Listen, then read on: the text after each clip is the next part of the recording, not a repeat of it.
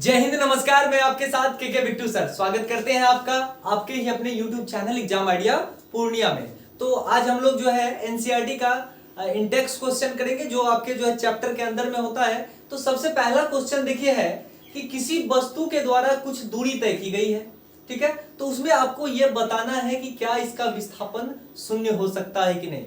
तो बिल्कुल हो सकता है। अगर वस्तु के द्वारा मान लीजिए कि ये पॉइंट है ए और ये है आपका बी, और यहां से लेके कोई आदमी यहां से यहां तक चला तो कुछ दूरी इन्होंने तय किया। मान लीजिए कि 10 मीटर इन्होंने दूरी तय किया। मान लीजिए ए अमन नाम का लड़का को बिट्टू सर के कोचिंग पर आना था जिसकी की दूरी 10 मीटर थी, तो इन्होंने दूरी 10 मीटर तय किया। फिर अगर ये पुनः इसी पथ पर अपने घर चले जाएगा तो फिर इन्होंने दूरी कितना तय किया। अमन के द्वारा जो दूरी तय की गई, ए फॉर अमन के द्वारा जो दूरी तय की गई तो 10 प्लस 10 यानी कि 20 मीटर तय की गई। लेकिन विस्थापन की बात करिए तो ये जो अमन है, अमन की प्रारंभिक स्थिति कहां पे है, यानी इस पॉइंट पे है। फिर इन्होंने क्या किया, बिट्टू सर के क्लास से आकर फिर अपने जब ये घर पहुंचा तो फिर इसकी जो है स्थिति वही बिंदु पर रह गई, यानी इसकी विस्थापन तो शून्य हो गई। इसकी विस्थापन हुई नहीं। विस्थापन क्या होता है, प्रारंभिक स्थिति और अंतिम स्थिति के बीच की दूरी, ठीक है। तो ये जगह पर से तो हिला नहीं तो इसका विस्थापन शून्य होगा। तो अगला क्वेश्चन है कि एक किसान जो है 10 मीटर वर्गाकार खेत है, 10 मीटर वर्गाकार खेत को जो है वो चक्कर काटता है। खेत में ये चक्कर काटता है। चक्कर काटने के दौरान क्या होता है कि एक चक्कर काटने में इसको 40 सेकंड लगता है। एक चक्कर काटने में इसको, यानी कि अगर ये किसान, ये पॉइंट ए है, ये बी है और ये सी है, ये डी है, तो ये वर्गाकार खेत है। सबकी भुजा 10 मीटर 10 मीटर 10 मीटर 10 मीटर है। ये किसान क्या करता है, इस ए पॉइंट से चालू करता है इस डायरेक्शन में, यानी एक चक्कर काटता है, यानी पुनः ए पर पहुंचता है। तो इसको लगता कितना है, 40 सेकेंड, कितना में, एक चक्कर पूरा करने में, ठीक है। तो ये क्या किया ना, अब इसको पता नहीं कौन सा भूत लगा हुआ था, ये बाबू साहब क्या किया, 40 सेकंड चक्कर ना काट के 2 मिनट 20 सेकंड जो है चक्कर काटता है ये। तो 2 मिनट 20 सेकंड को हम लोग जब सेकंड में बदलेंगे तो यानी क्या होगा, 140 सेकंड हमारा हो जाएगा, ठीक है। तो 140 सेकंड तक ये चक्कर काटा। अब ऐसे भी अगर हम लोग प्रैक्टिकली देखें तो एक चक्कर काटा पूरा 40 सेकंड, दूसरा चक्कर काटा 80 सेकंड, पहला चक्कर काटा 40, दूसरा काटा 80 और तीसरा काटा 120, यानी 3 चक्कर इन्होंने कंप्लीट किया और चौथा चक्कर में ये 20 ही सेकंड तक जा पाया, यानी 10 सेकंड में यहां तक भी पहुंचता है ये, ठीक है, क्योंकि 40 सेकंड में पूरा करता है तो 10 सेकंड में एक टुकड़ा पूरा करेगा। तो ये देखिए यहां से यहां तक में इन्होंने 10 सेकंड लिया और यहां से यहां मान लीजिए 20 लिया। तो अब ये किसान कहां पर जाके अटक गया, ये 1 मिनट 40 सेकंड में, यानी कि 40 सेकंड में पूरा चक्कर, फिर दूसरा चक्कर यानी 40 सेकंड में पहला चक्कर काटा और दूसरा चक्कर लगाने में इसको 80 सेकंड लगा पूरा, और तीसरा चक्कर में 120। लेकिन चलना तो इसको 140 सेकंड ही है, तो 140 सेकंड चलना है, यानी अब इसके पास तो मात्र 20 सेकंड बचा हुआ। तो 20 सेकंड में यहां से लेगा ये मोटा मोटी यहां ये सी तक पहुंच जाएगा। तो बताइए अब किसान की स्थिति पहले यहां पे थी, यानी ए जो है इसकी क्या हो गई, प्रारंभिक स्थिति हो गई, ठीक है, प्रारंभिक स्थिति हो गई। ये आपकी जो है क्या हो गई, अंतिम स्थिति हो गई, सी पॉइंट।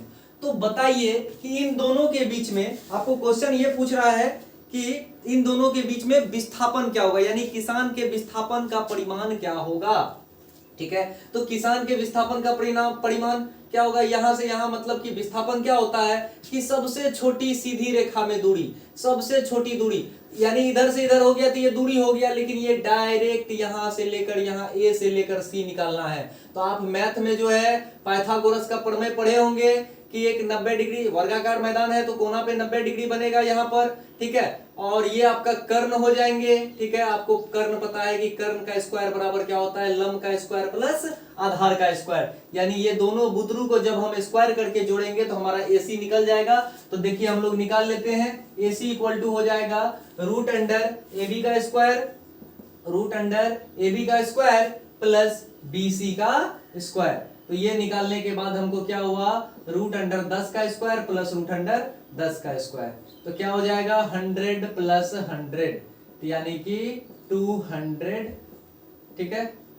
तो आपका 10√2 मीटर आपकी ये जो है यहां से यहां तक का किसान के द्वारा किया गया विस्थापन है। क्वेश्चन है ये तीसरा नंबर का क्वेश्चन क्या कह रहा है कि विस्थापन के लिए निम्न में से कौन सा सही है। तो पहली ए नंबर का जो क्वेश्चन दिया हुआ है कि यह शून्य नहीं हो सकता है। अरे भैया विस्थापन तो शून्य हो ही सकता है। क्यों? विस्थापन शून्य कब होगा? जब मान लीजिए ये वृत्ताकार पथ पे चल रहा है, ये लड़का ए पॉइंट से चल के चालू किया और फिर ए पे आके खत्म कर दिया, तो जब ए पे आके फिर ये रुक गया तो ये विस्थापन शून्य हो गया। कोई सा भी पथ है, ठीक है, ये वर्गाकार पथ है, जैसे अभी आपने किसान को देखा, वो किसान 3.5 चक्कर मारा था ना, अगर वो पूरा का पूरा 4 चक्कर मार के फिर से वो ए पॉइंट पे चल जाता तो इसका विस्थापन कितना होता? शून्य। तो दूसरा क्वेश्चन ये कह रहा है कि क्या इसका परिमाण वस्तु के द्वारा तय की गई दूरी से अधिक होता है? क्या बात करते हो यार, कैसे हो सकता है? इसका परिमाण कभी भी तय की गई दूरी से बढ़ के थोड़ी हो सकता, शून्य हो सकता है, यानी घट सकता है लेकिन बढ़ नहीं सकता है। कहिए कैसे बढ़ नहीं सकता है विस्थापन?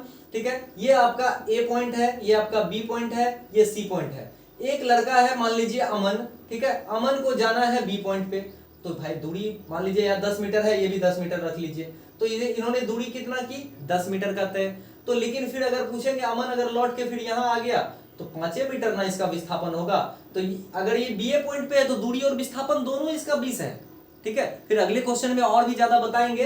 ठीक है, अगर बी से सी तक चला गया तो ए से लेकर अगर इसका विस्थापन देखे तो 10 10 20 है, लेकिन अगर ये लौट के चला आया फिर से बी पे आ गया तो दूरी तो इन्होंने किया कितना? 20 और यहां से यहां आने में 10, 20 10 30 दूरी तय किया, लेकिन विस्थापन तो इसका घट ना गया जी, विस्थापन इसका 10 ही होगा। तो इसीलिए विस्थापन जो है घट सकता है, शून्य हो सकता है, लेकिन तय की गई दूरी से बढ़ नहीं सकता है।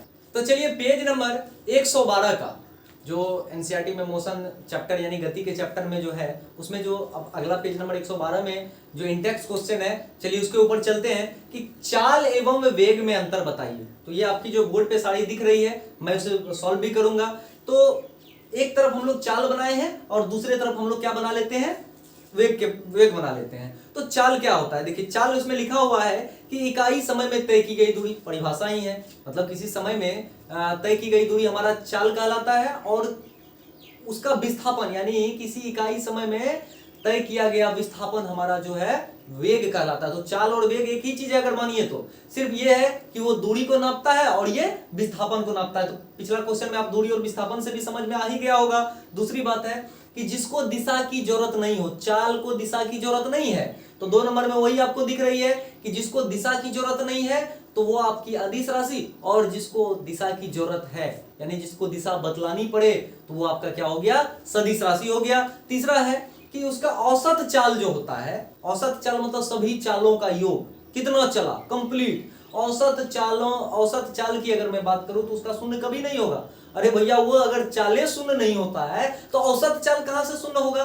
लेकिन अगर औसत वेग की बात करिए तो ये तो विस्थापन पर आधारित होता है। जब विस्थापन 0 हो जाएगा तो जाहिर सी बात है औसत चाल शून्य हो सकता है।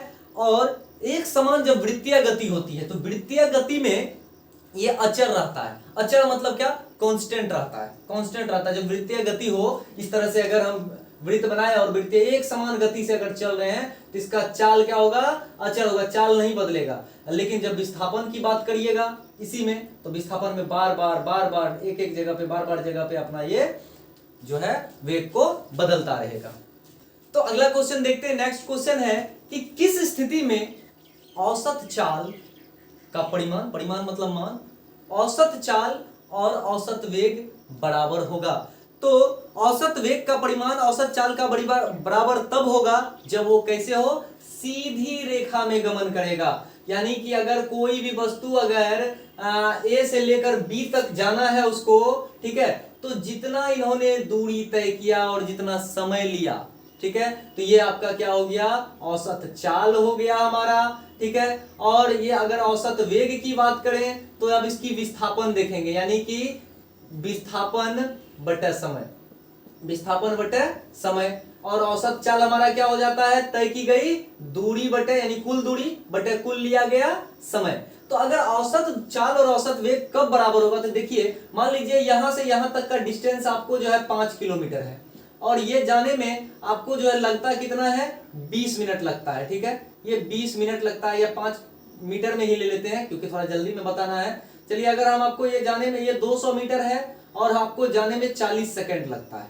ठीक है, तो ये आप जब चाल से चल रहे हैं, किस चाल से चल रहे हैं, तो दूरी बटा चाल होता है। औसत चाल तो बाद में निकाल लेंगे, लेकिन चाल क्या होता है, दूरी बटा समय होता है। तो दूरी आपका कितना है 200 मीटर, चाल कितना है, ये आपका समय कितना है 40 सेकंड, 40 पंचे 200 यानी 5 मीटर पर सेकंड आपकी जो है चाल हो गई। विस्थापन यानी औसत वेग की बात करिए तो प्रारंभिक वेग, औसत वेग क्या होता है, प्रारंभिक वेग प्लस अंतिम का वेग अब बटे क्या होता है 2। तो ये यानी विस्थापन बटे समय की बात करिए तो विस्थापन हमारा क्या हो जाता है, विस्थापन भी हमारा 200 मीटर ही हुआ है। अब समय 40 सेकंड ही लगा हुआ है तो 40 पंचे 200 यानी 5 मीटर पर सेकंड हमारा हो जाएगा। देखिए अगला सवाल देखिए कितना इजी है। एक गाड़ी का जो ओडोमीटर होता है, जो आपके गाड़ी में मोटरसाइकिल में चलते होंगे तो सामने लगता होगा, और जब कार में चलते हो उसमें भी सामने, ड्राइवर के सामने लगता है, वो बहुत चीज बताता है। वो सबसे पहले ओडोमीटर क्या बताता है कि कितना दूरी आपने तय किया, वो जो बीच में जो कांटा चलता है 500 किलोमीटर 600 किलोमीटर, वो जो कांटा जिसको जीरो कर देता है गाड़ी बेचने वक्त। ठीक है, ये हम दिखा रहे हैं मोटरसाइकिल का, कार का, ये सब ओडोमीटर है। और स्पीडोमीटर से स्पीड देखते हैं, वो जो सुइया होता है, ठीक है, सुइया को हम लोग स्पीडोमीटर बोलते हैं। देखिए उसी में कितना कितना चीज लगा हुआ है, ट्रिप मीटर भी रहता है। वो जो सुई होती है उस सुई को हम लोग स्पीडोमीटर बोलते हैं। उससे स्पीड नापते हैं कि किस स्पीड में, किस चाल में, 40 किलोमीटर की स्पीड में चल रहे हैं, 20 किलोमीटर पर घंटा की स्पीड में चल रहे हैं, 50 किलोमीटर पर घंटा की स्पीड में चल रहे हैं। और ट्रिप मीटर क्या होता है, आप देखे होंगे कि नया नया गाड़ी में, पुराना गाड़ी में भी ऐसे होता था, लेकिन नया गाड़ी में अभी हम लोगों का गाड़ी में हम देख रहे हैं कि ऐसे जो है ना, मतलब रबर वाला दाबने वाला होता है। ठीक है, रबर वाला दाबिएगा तो ट्रिप मीटर जीरो हो जाएगा। तो जीरो करने के बाद क्या होता है, अच्छा जीरो कर दिया, हमको देखना होता है फलाना जगह पे गए हैं, कितना किलोमीटर हम यात्रा किए हैं, तो वो ट्रिप मीटर चालू करके हम देख लेते हैं। वो भी हालांकि तय की गई दूरी ही बताता है, लेकिन वो ट्रिप मीटर से ट्रिप आपका बताता है कि ये ट्रिप में आपने कितना चला। अगला क्वेश्चन है कि जब कोई वस्तु एक समान गति में होता है तब इसका मार्ग कैसा दिखाई पड़ता है।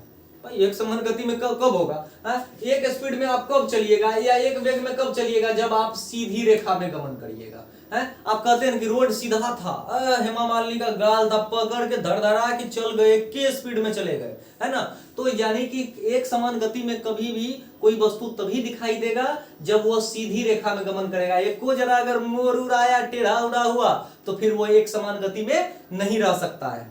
चलिए अगला क्वेश्चन देखते हैं कि एक प्रयोग के दौरान अंतरिक्ष से एक सिग्नल को पृथ्वी पर पहुंचने में 5 मिनट का समय लगता है। वही जो पीके फिल्म में नहीं देखे थे, सिग्नल जो देता था, अंतरिक्ष से जो सिग्नल देता था 5 मिनट का समय लगता था। तो पृथ्वी पर स्थित जहां पर वो सिग्नल पहुंचता था यानी स्टेशन से उस अंतरिक्ष की दूरी क्या है। अब समझिए वो जो सिग्नल भेजता था, हेलो हेलो पीके, हेलो पीके, तो वो सिग्नल भेजने में, उसको पृथ्वी तक पहुंचने में सिग्नल को 5 मिनट लगता था। ठीक है, तो उसको समझिए कैसे। तो सिग्नल की चाल आपको दिखाई गई है कि प्रकाश की चाल जो है वही आपका सिग्नल का चाल है। प्रकाश की चाल है 3 × 10⁸ मीटर सेकेंड। ठीक है, और समय आपका जो पृथ्वी तक पहुंचने में 5 मिनट का लगता है। जब 5 मिनट को जब हम लोग सेकेंड में बदलेंगे तो 60 × 5 करेंगे, यानी 60, एक मिनट में जो है 60 सेकंड होता है, तो 60 × 5 यानी 300 सेकंड। तो आप फॉर्मूला तो आप जानते करते हैं, दूरी बराबर होता है चाल गुना समय। तो 3 × 10⁸ × 300 कर दिए समय में।